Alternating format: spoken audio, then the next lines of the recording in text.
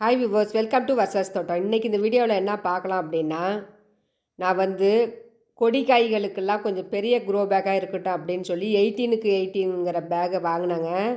ஆன்லைனில் ஆர்டர் போட்டிருந்தேன். இந்த அளவுக்கு ஹைட்டில் வந்திருக்கு.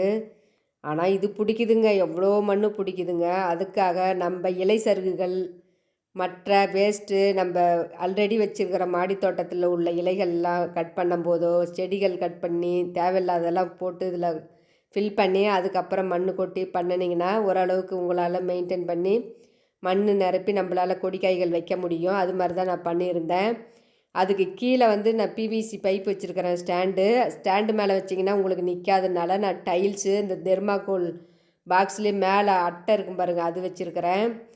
டைல்ஸும் 2 டைல்ஸு, இல்லைன்னா கனமாக இருக்கிற பெரிய டைல்ஸாக இருந்தால் ஒன்று வைக்கலாம், இல்லைன்னா சின்ன சின்ன டைல்ஸு 1 அடிக்கு 3/4 அடி உள்ள டைல்ஸை கீழே வச்சுருக்கிறேன்.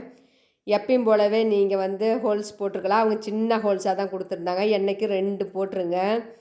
அடிப்பகுதியில் போட வேண்டாம் என்றைக்கும். தயவுசெய்து நீங்கள் சைடில் போட்டால் தான் நாளைக்கு மழை பெஞ்சிக்கிட்டே இருக்கும்போது தண்ணி வடிகால் வாரி சைடில் ஓட்டை போட்டுக்கிட்டிங்கன்னா அது அந்த ஓட்டை உங்களுக்கு மண் ஃபில் ஆயிடுச்சு, மண் அடைச்சிக்கிச்சு அப்படின்னா நம்ம குத்தி பார்க்கலாம். அதனால் நீங்கள் சைட்லேயே ஓட்டை போட்டுங்க.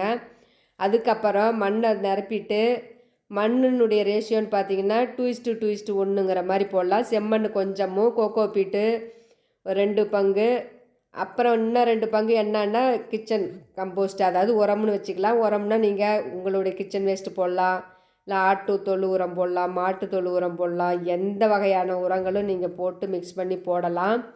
அதுக்கப்புறம் போட்டு தண்ணி விட்டு வச்சுட்டு நீங்கள் நல்லா மண்ணை கிளறி விடுங்க. நான் பேக் பெருசாக இருக்குது 18க்கு 18னால கொடி காய்கள்லாம் சும்மா கொஞ்சம் தூரம் செடி வந்ததையும் மேலே கொடிக்கு ஓடி போயிடும். அதனால் கீழே நான் 3 ரகம் விதைகளை போட்டிருக்கிறேன். ஒரே க்ரோ பேக்கில் ஒரே ஐட்டமாக இல்லாமல் 3 வெரைட்டியாக போட்டிருக்கிறேன். ஒரு இதில் பாகக்காய், காராமணி, ஒரு புடலங்காய், அது மாதிரி 3 இது தனித்தனியாக போட்டு வச்சுருக்கிறேன். இதே மாதிரியே போட்டிருக்கிறேன். போட்டுட்டு மூடாக்கு மாதிரி நம்ம கிச்சன் கழிவுகள் வேஸ்ட்டானதை டெய்லி இந்த வெங்காயத்தோல், இந்த காய்கறிகள்லாம் கட் பண்ணுறீங்களா, அதை கொண்டு போய் மேலே போட்டிங்கன்னா காய அப்படியே காஞ்சிருது. இது மாதிரி இருக்குது. அது மாதிரி போட்டுட்டு ஒரு 8 நாள் கழித்து பார்த்தேன், ஓரளவுக்கு வளர்ந்துருக்குது. இது மாதிரி தாங்க கொடி காய்கள்லாம் நீங்கள் நல்ல பெரிய பேக்கில் வைக்கலாம். இது மாதிரி பேக்லேயும் வைக்கலாம், இல்லைன்னா ரெக்டாங்கல் பேக்லேயும் வைக்கலாம், இல்லைன்னா ஃப்ரிட்ஜு பாக்ஸ் மாதிரி இருக்கும், இல்லைன்னா இந்த ஃபிஷ் பாக்ஸுன்னு சொல்லுவாங்க, அதுவும் இருக்கும், தெர்மாகோல் பாக்ஸ் மாதிரி. அதுலேயே நீங்கள் இது மாதிரி கொடி காய்கள்லாம் வச்சிங்கன்னா அந்த அளவுக்கு ஈல்டு போகுங்க. இல்லைன்னா கோவக்காய் கட்டிங்ஸில் இருந்து எல்லாமே இது மாதிரி வைக்கலாம். நான் பாவக்காய், அந்த ஆட்டுக்காவல்லி கிழங்கு, ஏர் பொட்டோட்டோ, அது மாதிரி ஒரு சில இதில் வச்சுருக்குறாங்க. அதனால் கண்டிப்பாக நீங்களும் இது மாதிரி கொடி காய்களுக்கு பெரிய பேக்காக வச்சு வைங்க. அது வச்சதுக்கப்புறம் இங்கே பாருங்கள், ஒரு குச்சை வச்சு கட்டி அதிலேருந்து ஒரு கயிறு போட்டு கட்டி சுற்றி மேலே பந்தலில் கட்டி விட்டால் அப்படியே சுற்றி விட்டிங்கன்னா ஆட்டோமேட்டிக்காக அது போயிருங்க பந்தலுக்கு.